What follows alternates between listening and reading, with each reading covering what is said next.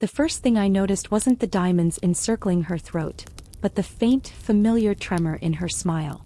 It was a nervous tick, one that only appeared when she was performing, pretending to be happy, pretending to be confident, pretending she belonged. 15 years had passed and there she was, my sister Serena, standing across a crowded ballroom like a ghost from a life I'd buried long ago.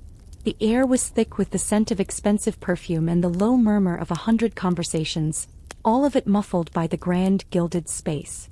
I held a flute of champagne, the bubbles fizzing against my fingers, but I hadn't taken a sip. My gaze was fixed on her. She was thinner than I remembered, her face elegantly sharp, but etched with fine lines of a life that must have been as exhausting as it was extravagant. Her husband, Julian, stood beside her, his hand resting possessively on the small of her back. He had aged too. The boyish charm that had once captivated me had hardened into a kind of polished indifference. His hair was more silver than brown, his posture rigid. They looked like a photograph from a magazine, glossy, perfect, and utterly lifeless. A colleague touched my arm, his voice pulling me from my trance. "Alara, are you all right? You look like you've seen a ghost." I forced a smile, turning away from the couple that had once formed the entire axis of my world.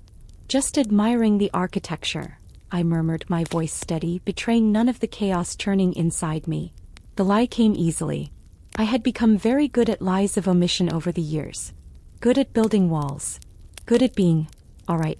But seeing them standing there so close, it felt like a crack was splintering through the careful fortress I had built around my heart. For a dizzying moment, I wasn't Alara Thorne, the respected curator of the Sinclair Gallery, being honored for a lifetime of quiet achievement.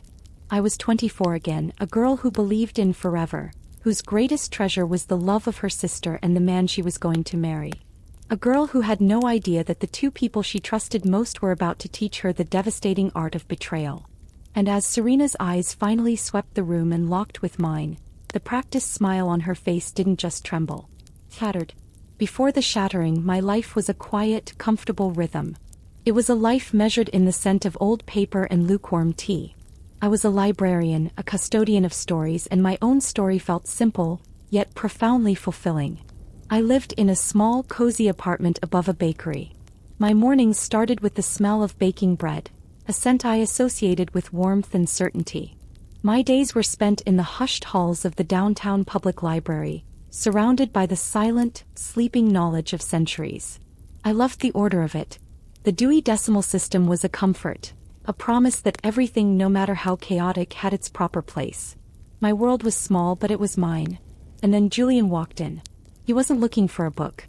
He was looking for a quiet corner to take a business call, his own office undergoing an unexpected renovation.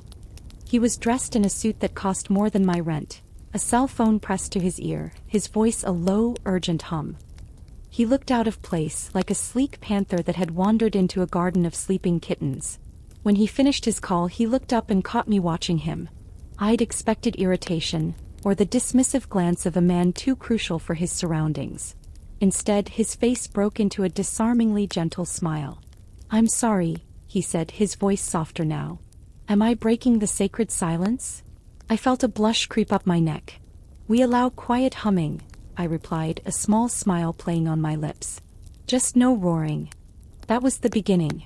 He was a tech entrepreneur, a self-made millionaire who spoke about algorithms and market projections with a passion I usually reserved for 19th century poets.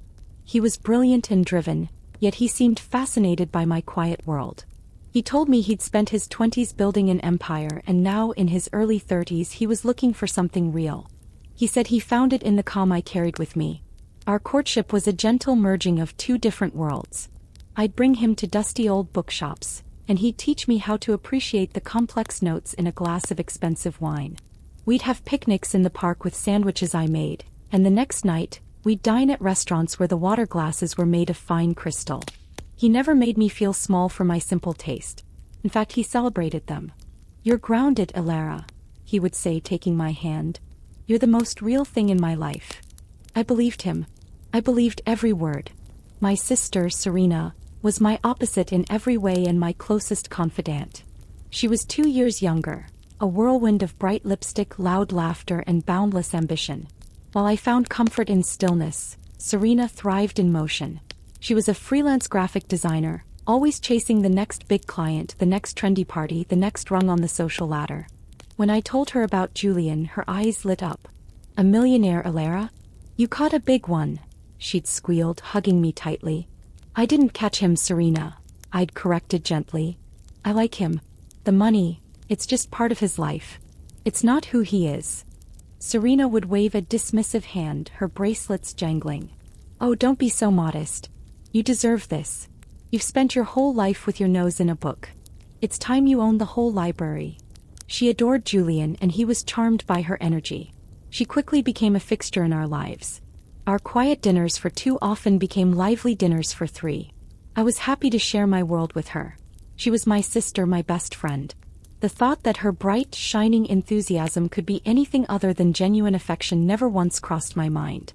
In my quiet, orderly world, a betrayal of that magnitude had no designated shelf.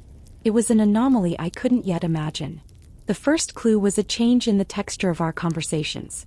It was subtle, like the way a familiar page in a book feels different after it's been exposed to a bit of humidity. Still the exact words, but with a slight, unsettling warp. When Serena and I would have our weekly phone calls, the topics began to drift. We used to talk about everything. Her frustrating clients, my strange library patrons, our shared memories of growing up. But slowly, Julian became the gravitational center of her world, just as he was becoming the center of mine. Her questions became more specific, more forensic. "What kind of watch does Julian wear?" she asked one afternoon, her voice casual, but with an undercurrent of something I couldn't quite name. "I don't know, Serena. A nice one," I replied, shelving a stack of biographies. "I don't really pay attention to things like that." There was a pause. "You should, Alara," she said, and for the first time, I detected a sliver of impatience in her tone. "Those things matter. It's a language. It tells people who he is." I tried to laugh it off. "I think he tells people who he is. With his words." "That's sweet," she said, but it didn't sound like a compliment. It sounded like a diagnosis. Then came the minor invasions. She started showing up at my apartment unannounced on nights she knew Julian was coming over for dinner.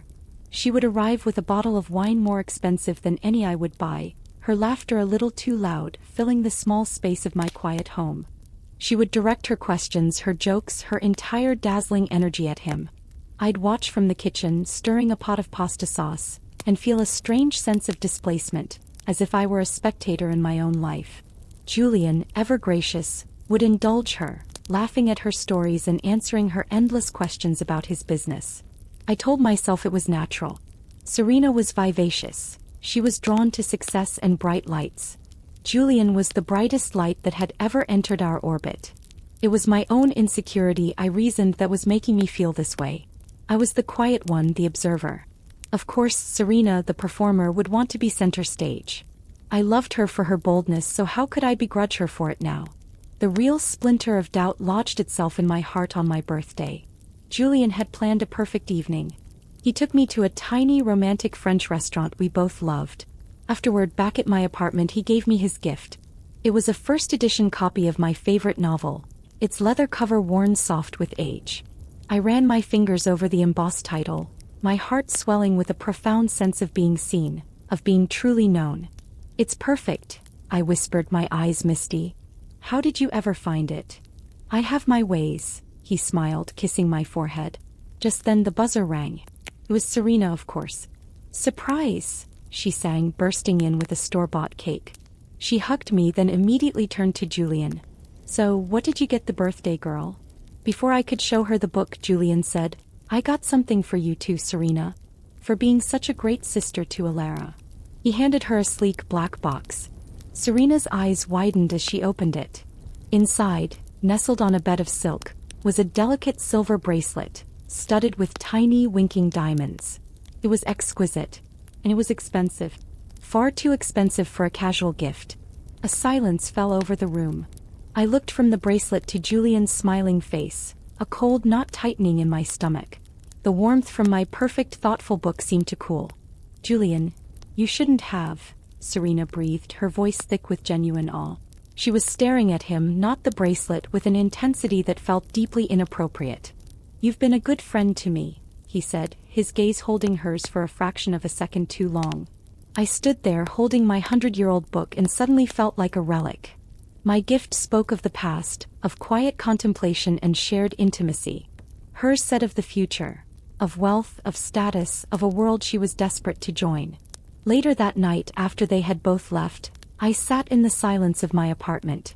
I told myself I was being ridiculous, petty, and ungrateful. It was just a gift, a generous gesture from a gracious man. But I couldn't shake the image of that look between them. It was a fleeting, silent conversation I was not a part of. And for the first time I felt a tremor of fear. The clean, orderly lines of my life had begun to blur, and I was starting to worry that I didn't have a system to catalog the chaos that was coming. The betrayal, when it finally came, wasn't an explosion. It was a slow, seeping poison. The ground beneath me had been eroding for months, and I had been too busy convincing myself it was solid to notice the cracks forming at my feet. The beginning of the end happened on a Tuesday. Julian was supposed to be in Zurich for a 3-day tech conference. He'd called me from the airport, his voice filled with the usual affectionate warmth. "I'll miss you, Alara. The beds in these 5-star hotels are always empty without you." I'd smiled, my heart doing its familiar little flutter. We had planned to move in together when he returned. He'd already given me a key to his sprawling, minimalist penthouse, a place that still felt more like a museum than a home to me. That afternoon I decided to surprise him. His favorite houseplant, a finicky fiddle-leaf fig, always drooped when he was away. I decided to go over and water it and leave a little note for him to find on his return. A small gesture of domesticity, a way of weaving myself more fully into his life. His penthouse was situated on the 30th floor, offering a panoramic view that encompassed the entire city. The silence in the apartment was absolute, broken only by the hum of the climate control. I watered the plant, feeling a quiet sense of ownership and peace. On his desk, a stack of mail was neatly piled. My eyes caught on a piece of stationery, thick, cream-colored, with a familiar flamboyant cursive. It was Serena's handwriting. Curious, I picked it up. It wasn't an envelope, but a card. A thank you card. My hands began to tremble as I read. "Jay, last night was transcendent. I never knew it could be like that. Thank you for opening my eyes. You've ruined me for anyone else. All my love, S." The air left my lungs in a sharp, painful rush. Last night. He was supposed to have been on a plane last night. Transcendent. My mind reeled, trying to make sense of the words, trying to find an alternative explanation, a platonic context for a phrase like "you've ruined me for anyone else." There was none. My world, the one built on trust and quiet certainties, tilted violently on its axis. I sank into his leather desk chair, the expensive hide cold against my skin. My blood was roaring in my ears. I fumbled for my phone, my fingers clumsy and numb. I scrolled to Serena's number, my thumb hovering over the call button. What would I even say? "Did you sleep with my boyfriend?" The question felt obscene, impossible. Instead, I called the airline. Posing as his personal assistant, my voice a clipped, professional monotone I didn't recognize, I asked to confirm his flight details for an expense report. "Let me see," the agent said politely. "Ah yes. Mr. Julian Croft's flight to Zurich. It was cancelled yesterday due to a mechanical issue. We rebooked him on the next flight, which departs this evening at 8 p.m. This evening. He was still here.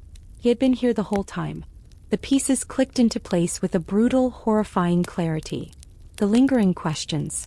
The expensive gifts. The way she looked at him. The way he looked at her. It wasn't my insecurity. It was my intuition screaming at me, and I had been shushing it like a naughty child. Rage, cold and pure, washed over the initial shock. This was not a simple mistake. This was a conspiracy.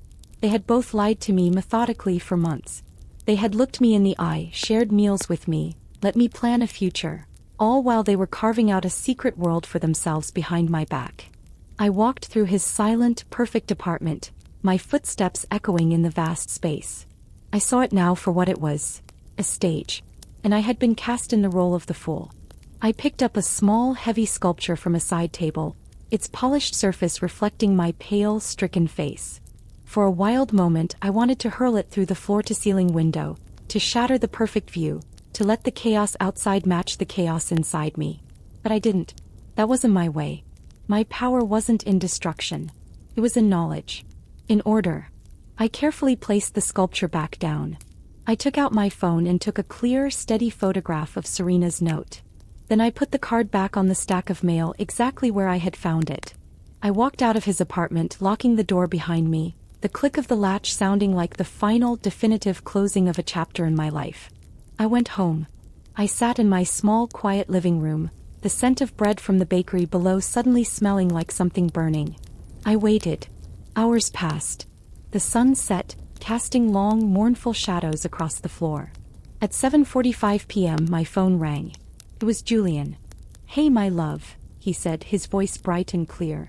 "Just about to board. I wish you were here." The lie was so effortless, so smooth, it was almost admirable. I took a slow, deep breath, the air scraping my raw throat. "Have a safe flight, Julian," I said, my voice eerily calm. "I love you, Alara," he said. I looked at the photograph of the note on my phone screen. I looked at the future we were supposed to build. And with a quiet, devastating certainty I replied, "Goodbye, Julian." Then I hung up and I blocked his number. I did the same for Serena. It wasn't a scream or a sob. It was a click, a clean, precise and final deletion. The librarian in me was taking over. Some books are not meant to be reread. They are intended to be removed from circulation. Permanently. My reaction wasn't what anyone would have expected. There were no screaming phone calls, no tear-soaked confrontations, no dramatic scenes. A colder, more methodical instinct drowned out the part of me that craved that kind of emotional release. It was the instinct of a curator, not a victim. They had sullied my life, and my priority was not to rage but to restore. To carefully remove the stains they had left behind. The first step was erasure. I went through my small apartment and collected every trace of Julian. The photographs of us smiling in the park, the bottle of expensive scotch he'd left in my cabinet, the worn t-shirt he'd slept in that still smelled faintly of his cologne. I boxed it all up. I did the same with Serena. The framed photo of us as children, the silly keychain she'd brought me from a trip, the stack of her favorite fashion magazines she'd left on my coffee table. It all went into a box. 2 boxes side by side filled with the ghosts of the 2 people I had loved most. I didn't throw them away. That felt too passionate, too final. Instead, I sealed them with packing tape and carried them down to the dusty, forgotten storage locker in the basement of my building, out of sight. The next day I went to work. The library, with its hushed reverence and steadfast order, was my sanctuary. The familiar routines were a balm to my fractured soul. Checking books in, checking books out. The simple, predictable rhythm of it was a comfort. My colleagues noticed my silence, the new stillness that had come over me. "Everything okay, Alara?" my boss Margaret asked, her kind eyes full of concern. "You're quieter than usual." "Just a headache," I lied, offering a weak smile. It wasn't entirely a lie. My head was pounding with unspoken words, with the effort of holding my grief and rage inside a tightly sealed container. The action came a week later. My plan wasn't for revenge, not in the traditional sense.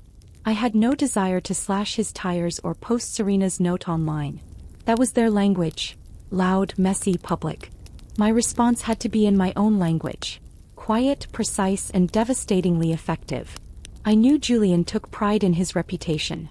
His entire business empire was built on an image of integrity, portraying himself as the brilliant, self-made man who did things the right way. He was in the process of securing a massive merger with a conservative, family-run European company. I knew from our conversations that their due diligence was exhaustive. They valued stability and character above all else. And I knew Serena was desperate to be seen as more than just a freelancer. She was trying to land a huge contract to rebrand a luxury hotel chain, a job that would finally catapult her into the big leagues. Her entire pitch was built around an image of chic, sophisticated trustworthiness. They had built their worlds on carefully constructed images. All I had to do was present a single undeniable fact that would crack the facade. I still had the key to his penthouse. He wouldn't have thought to ask for it back yet. He was probably still crafting the perfect lie to explain my sudden silence, waiting for me to break, to demand an explanation he could manipulate. One evening I let myself into his apartment. It was as silent and sterile as ever. This time I went straight to his home office. On his pristine desk sat a beautiful old-fashioned fountain pen set, a gift from his grandfather. It was his most prized possession, he told me once. He used it to sign only his most important contracts. I took out the photograph I had of Serena's thank you note. I also had a copy of a short, affectionate letter Julian had written me a few months prior. The handwriting was identical. I had spent hours at the library comparing the loops and slants, the pressure of the pen. It was a perfect match. Serena hadn't written the note. Julian had. He had written a thank you note to himself, using my sister's signature flourish, and left it on his desk. For what purpose? My mind spun. For me to find? No, that was too risky. For him? A sick memento of his conquest? A way to admire his own handiwork? The psychology of it was too twisted to unravel. But the fact remained, he had forged it. He had implicated her, perhaps even more than she had implicated herself. This was better. This was so much better. I didn't take the note. Instead, I took the fountain pen. The next day, I packaged it carefully in a small box. I included a simple, typewritten note. It contained no accusations, no emotion. It simply said, "I believe this belongs to you." I found it with a forged note that sought to incriminate my sister.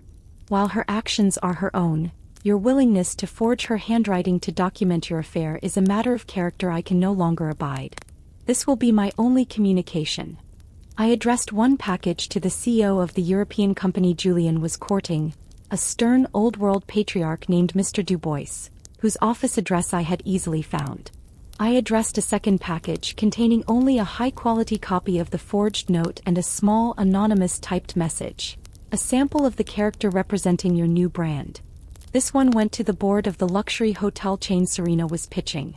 I dropped both packages in the mail. There was no triumphant feeling, no thrill of victory. Just a quiet, cold sense of justice being set in motion. I had not exposed their affair. I had exposed their character. His deception, her ambition. I used their own weapons, image and reputation, against them. I had held up a mirror and I knew the reflection would be ugly enough to do the rest. The fallout was neither immediate nor loud. It was a series of quiet implosions that I observed from a great distance, self-imposed. I didn't seek out the news. It simply filtered back to me, through the ambient noise of the city and the hushed gossip of mutual acquaintances. The first ripple reached me about 2 weeks later. A small article in the business section of the newspaper announced that the much-anticipated merger between Julian's company and the Dubois Group had been indefinitely postponed. The official reason cited was unexpected cultural incompatibilities. I imagined old Mr. Dubois, a man who likely valued a man's signature as his bond, receiving a package containing a stolen pen and a note about forgery. The act itself, the affair, would have been distasteful to him. But the forgery, the calculated, premeditated deception documented in ink, that would have been an unforgivable stain on a man's character. It spoke of a profound lack of integrity, a willingness to betray not just a partner but the very idea of a verifiable truth. Julian's reputation as a straightforward, trustworthy visionary was irreparably damaged in the one place that mattered most to his ambitions. The second ripple followed shortly after.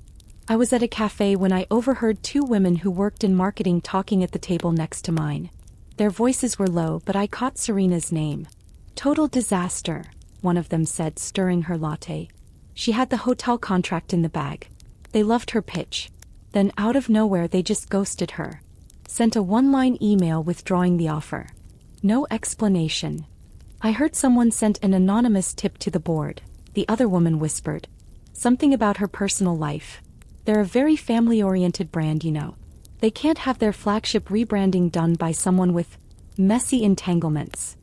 I felt a pang, but it wasn't of pity. It was a cold, clinical confirmation. Serena's desperate climb up the social and professional ladder had been built on a foundation of charm and perceived glamour. The note, even a copy of it hinting at a sordid affair with her sister's wealthy fiancé, would have shattered that illusion. It revealed a grasping, reckless ambition that the hotel chain couldn't risk associating with its image of quiet luxury. They hadn't needed proof of the affair. The suggestion of scandal was enough. I never heard from Julian directly. I imagine his pride wouldn't allow it. But Serena tried. A few weeks after I'd mailed the packages, a letter arrived at my apartment. It was not in one of her stylish, monogrammed envelopes. It was in a plain white one, my name written in a shaky hand. I recognized her writing immediately. I held it for a long time, turning it over and over. A part of me, the old part that loved her, wanted to tear it open, to read the excuses, the justifications, and the pleas for forgiveness. But the new part of me, the part that had been forged in the fire of her betrayal, knew better. Her words were her tools, her weapons. She could twist them, shape them, and make them sound like anything she wanted.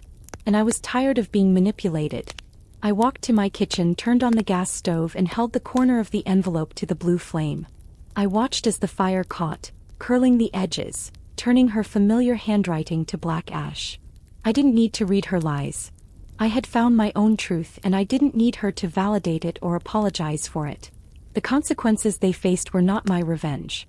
They were the natural, logical outcome of their own choices. They had sown seeds of deceit, and now they were reaping a bitter harvest. My parents, who lived in a different state, called me confused. "We haven't heard from Serena in weeks," my mother said, her voice strained with worry. "She won't answer our calls. And we saw online that Julian's big deal fell through. Is everything all right with you too?" I took a breath. "Julian and I are no longer together," I said, my voice even. "And Serena and I, we are taking some space from each other." "But why? What happened?" my mother pressed. "Sometimes," I said, choosing my words with care, "people show you who they are. And the most loving thing you can do for yourself is to believe them." It was not the whole story, but it was the most genuine part of it. I didn't give them the sordid details. It wasn't their burden to carry. This was my wound, and I would be the one to tend to it. The silence from my family was heavy, but I knew it was necessary. I was drawing a new boundary, not just with Serena, but with the world at large. My life, my pain, and my healing were now my own private curation. The years that followed were a long, slow process of rebuilding. Not just my life, but myself. The quiet librarian I had felt like a character from a book I'd read a long time ago. The betrayal had hollowed me out, but it had also created a space for something new to grow. I left the public library. The predictable comfort it once offered now felt like a cage. The silence reminded me of all the things I wasn't saying, and the orderliness felt like a mockery of the chaos I had endured. I needed a different kind of quiet, a different kind of order. I went back to school, pouring all the energy I had once invested in my relationship into a master's degree in art history and curation. It was a world I had always loved from a distance, the world of objects that told stories, of beauty that had survived centuries of turmoil. It felt right. Instead of cataloging books, I began cataloging artifacts. A piece of pottery from a fallen civilization, a painting that had witnessed a revolution, a sculpture that had been hidden away for generations. These objects understood survival. They too had been broken, lost, and rediscovered. My work became my passion. I was good at it. My quiet nature, once a social handicap, was now an asset. I could sit with a piece for hours, listening to its silent story and noticing the tiny details that others might have missed. I developed a reputation for my meticulous research and my ability to create exhibits that were not just collections of objects, but immersive emotional journeys. I moved out of the little apartment above the bakery.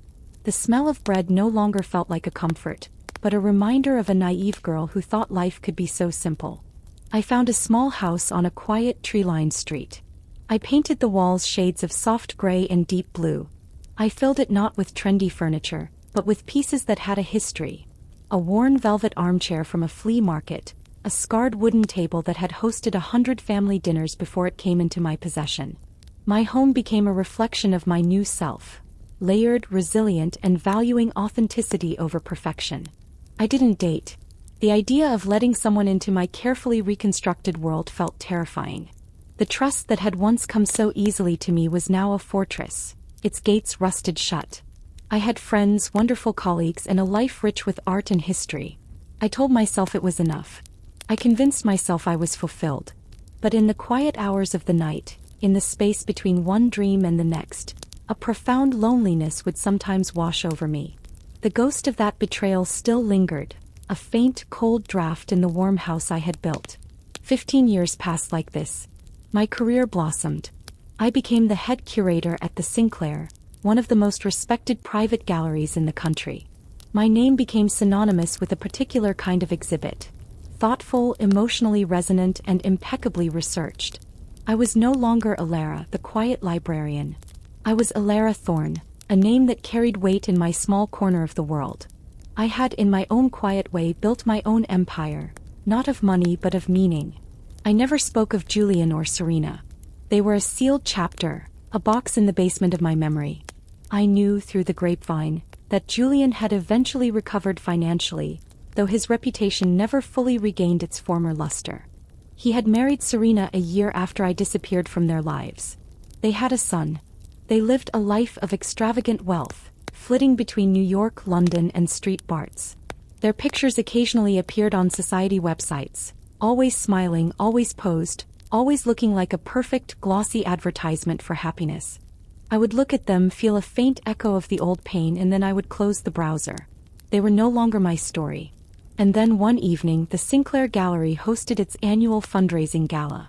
It was the biggest night of our year, a glittering affair attended by the city's most prominent patrons of the arts. I was the host, the one being honored for a decade of service. I was wearing a simple, elegant black gown, my hair swept up. I felt calm, centered, and proud. As I stood speaking with the donor, I felt a shift in the room's energy. A hush fell over a nearby group, their gazes all directed toward the grand entrance. I followed their line of sight, and that's when I saw them. Julian and Serena. They hadn't been on the guest list. They must have come as the guests of a new wealthy board member. Time seemed to slow down. 15 years evaporated in an instant. There she was, my sister. Her face was a mask of careful makeup, her body draped in a gown that shimmered with thousands of tiny crystals. And beside her, Julian, his hand on her back, looking every bit the millionaire tycoon. But as my eyes met hers across that crowded room, I saw the mask slip. I saw the fear, the shock, and something else, something that looked like regret. And in that moment, I knew this carefully curated piece I had built for myself was about to face its most significant test. My first instinct was to turn away, to melt back into the crowd and pretend I hadn't seen them. It was a practiced reflex, honed over 15 years of avoidance. But I wasn't that girl anymore. I wasn't the librarian who hid in the stacks. I was the curator of this space. This was my gallery, my home, and they were the uninvited ghosts. I held Serena's gaze. The shock on her face was slowly being replaced by a nervous, almost frantic attempt to regain her composure. She whispered something to Julian, whose head whipped around to find me. His expression was more complex to read. It was a mixture of surprise and a flicker of the old, arrogant confidence, as if he were assessing a business rival. A strange calm settled over me. I excused myself from the donor I was speaking with, my voice even and steady. I took a deliberate sip of my water, the cool liquid a grounding sensation. Then I started walking toward them. Not quickly, not aggressively. Just a slow, measured pace, like a queen crossing her own throne room. With every step I felt the power dynamic shifting. In the world they had built, money was power. But in here, in this room filled with art and history, knowledge and legacy were the real currency. And I held all of it. As I approached, a bubble of silence formed around them. People nearby, sensing the tension, fell quiet, their curious eyes darting between us. Serena's manicured hand flew to the diamond necklace at her throat, a gesture I recognized. Nerves. Performance anxiety. She looked at me, her eyes wide, and for a moment she looked like the little sister who used to follow me around, lost and out of her depth. Serena, I said. My voice was quiet, but it carried in the sudden hush. I didn't tell her name as if it were an accusation. I said it like a fact. A name from a history book. Alara, she breathed, her voice a reedy whisper. We didn't know you would be here. I work here, I replied. I'm the curator. Julian stepped forward slightly, putting himself between us, a protective, proprietary gesture. Alara, you look well, he said, his voice smooth, practiced. It was the voice he used for hostile negotiations. I am well, Julian, I said, my eyes meeting his without flinching. I saw it then, behind the mask of wealth and success. A hollowness. The boyish passion that had once captivated me was gone, replaced by a weary cynicism. He hadn't found what he was looking for. He had just bought more things. Serena finally found her voice, a high, brittle sound. A curator. That's wonderful. We're so proud of you. The word, we hung in the air, grotesque and absurd. as if they were a united front, cheering me on from the sidelines of a life they had tried to demolish. The lie was so audacious, so quintessentially Serena, that I almost laughed. But I didn't. I just looked at her, at the expensive gown, the tired eyes, the faint tremor in her smile. I saw a woman who had gotten everything she thought she wanted and was now trapped inside it.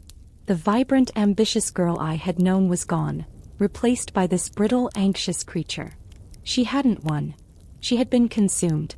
"I'm hosting this evening," I said, my tone polite, professional, as if I were speaking to any other guest. "The exhibit on the second floor focuses on the restoration of Renaissance tapestries. It's a study in how to repair immense, intricate damage. How to make something whole again even after it's been torn. You might find it interesting." The subtext was clear. I saw a flicker of understanding and pain in Serena's eyes. She knew I wasn't just talking about tapestries. Julian's jaw tightened. He wasn't accustomed to being on the defensive. He wasn't used to a woman who didn't want anything from him.